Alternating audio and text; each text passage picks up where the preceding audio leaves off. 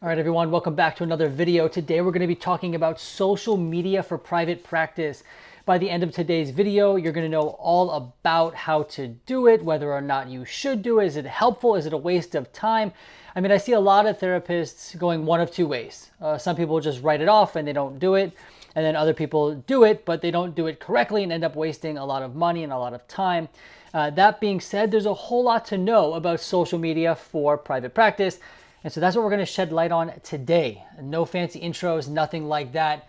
As you know, we're here to not do any gatekeeping, but just give you all the knowledge that I can so that you're empowered to run the private practice that you want. So we're going to go through just 8 points. Is it 8? How many do I have for you today? We're going to go through 8 points, right? And each point will hopefully bring something out about social media for private practice. But now I've said that way too many times, so let's actually just dive right in. Oh, shoot, where am I? Boom, there we are. All right, you have my script, right? Here we are. We're not hiding anything here. So let's talk about the first one. Social media can work, but it is a long-term strategy. So what exactly does that mean? Now, when it comes to social media, a lot of people, well, not a lot, let me not be judgmental. Some people feel like it just doesn't work, right? I'm just sending photos or videos out into the ether, and so they don't really try. Other people think that it should work really quickly, right? Or I'm going to post some videos and, maybe they'll go viral, or, over a period of a month, I'm going to see results from this, or I'm going to get clients from this. This is usually not the case. That being said, social media can absolutely be an effective tool for growing your private practice. And there are several reasons for why that is, which we're going to get into in the other points. But I do want you to know that we don't need to write social media off. And it's also not the primary strategy. So if you're just starting out in private practice, I wouldn't recommend this to be your first line of marketing, right? Like, don't start going all in on posting content and that kind of thing. Because there's other things we can do, like directory listings, Google My Business. There's a lot of other marketing strategies that are going to be more fruitful more quickly. That being said, we do want to carve out some time for social media, and we'll talk about that in just a second. With all of that, though, it's also long-term. So social media works over time if done well. All right, so don't expect overnight results. I feel like that has to be the first one, just to kind of set expectations, all right? But let's jump into some other things that might be a little more practical. Now, number 2. You don't need to dance, point, or make silly faces, right? A lot of people see, or they think about social media and they immediately think about people dancing or acting silly, and nothing is wrong with those things. The good news is, though, you don't have to do that. If you want to, that's fine.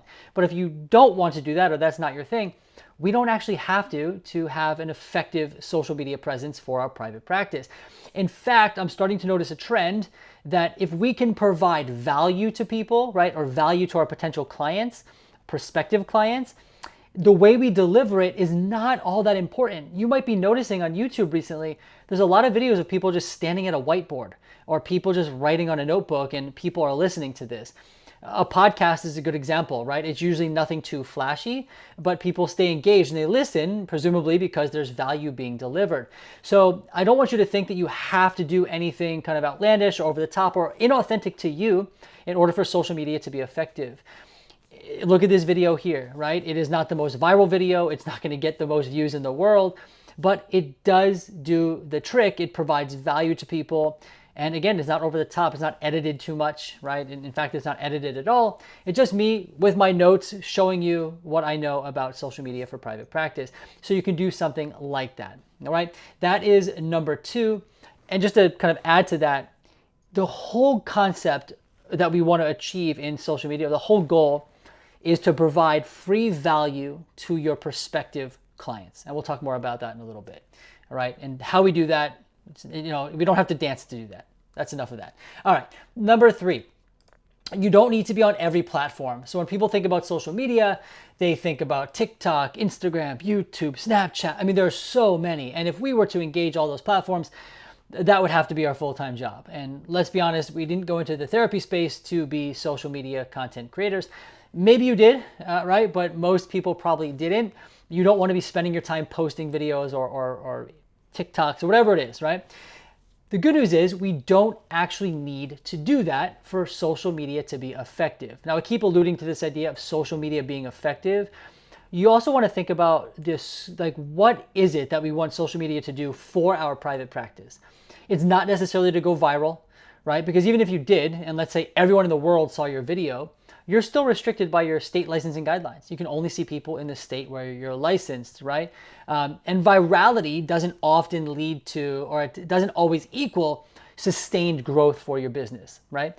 What we want is something that can help us generate clients or grow our practice. Maybe it's build trust. We'll talk about that later.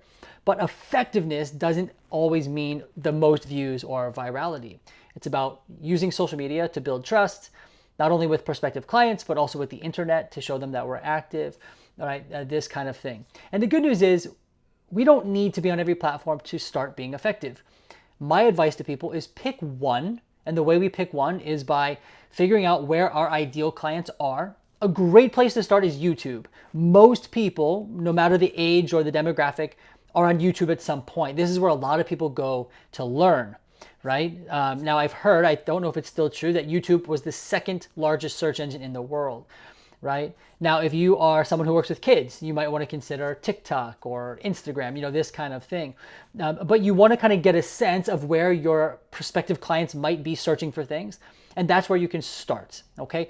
And that's great because we don't need to be everywhere. Saves a lot of time, right? So pick one, start there, and you will be okay, all right? Now, it's also about being consistent, which is number 4. Let's just jump into that. We don't need to be posting every single day. Again, our goal is not for virality, or our goal is not to become a full-time content creator. Our goal is to help our private practice to grow. In order to do that, we don't need to be posting every day. We do want to be consistent, right? As much as we can. We don't have to be perfect, okay? We definitely don't have to be perfect here. But maybe you figure that you can do 1 post a week. Then do that, 1 post a week. Maybe you can do 1 every other week. Then do that. But do your best to stay on a consistent schedule, whatever that is for you, maybe even once a month, and you do your best to produce something once a month, every other week, whatever that might be. But don't not do it because you feel like you need to do it every day and you don't have that. You definitely don't need that, okay?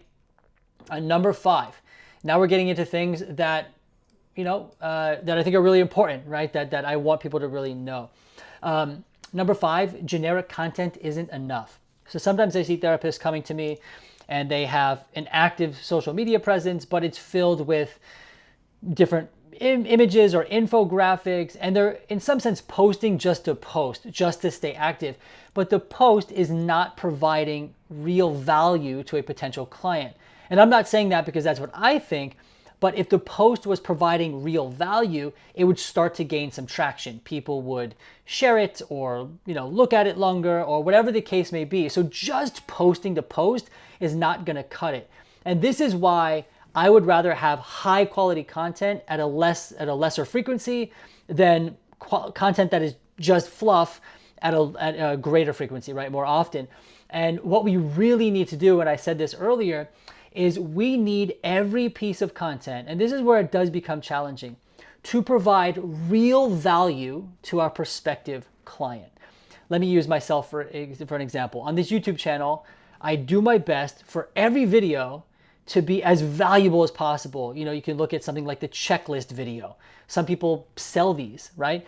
I'm trying to provide it for free. Real value, real tangible things that you can use in the real world. If you're a therapist that teaches skills, maybe one of your videos is going through a skill and teaching someone that skill so they can walk away with something new, right? Something they've learned, something they can apply. That is free. Now, of course, we have to think about ethics and guidelines and all of that stuff. But the core of this is, in what way can you provide real value for free to your potential client? If we're not able to do it, you might want to hold off, okay? And we can get creative here. Is it checklists? Is it skills and tools? And you can't just default to the generic, what you think everyone else is doing, right? It can't just be a generic ebook. It can't just be a basic video. You have to kind of find where you fit in the market, right? If there's 1,000 other YouTube channels making videos about breathing exercises, where do we fit in? Where can we do something a little different? Or maybe we see a bunch of YouTube channels that aren't actually doing that, and we see, oh, there's an opportunity to kind of create free value there. So I really want you to think about it that way. That's where social media really starts to work, is when we provide that free value, okay? Now, let's say, for example, you're Matt, that's too much, and I have too much to do. I really can't think about social media content creation. That's okay. Even if we can't, we do want our social media to be active. Now, like I said before, I'm not talking about posting every day for the sake of posting, but if we can't post, then at least activating our profiles. So Instagram, Facebook, TikTok, like the big ones, right? Which at the very least, it's going to show the internet that we're active. And when all of those profiles link back to our website, right, it does help with our presence online. In some regard, it helps us build up a little bit of authority, maybe not so much authority, but it shows the internet that you're active, right? And that's very good.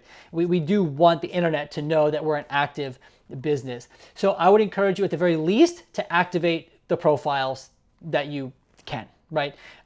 We don't need to be exhaustive, right? You don't have to activate every single profile, but think about the big ones: Instagram, Facebook, YouTube, we have TikTok, right? These are some big ones. Have those active, and at the very least, make a couple of posts. Even if it's not for growing your practice, we're showing the internet that we're active. Number 7, I think this is something that gets not a lot of attention. But social media is not always just about converting clients. For example, it's not just I put out a video, and they call me and they become a client. But social media is a platform or a place where we can build trust with our audience, right?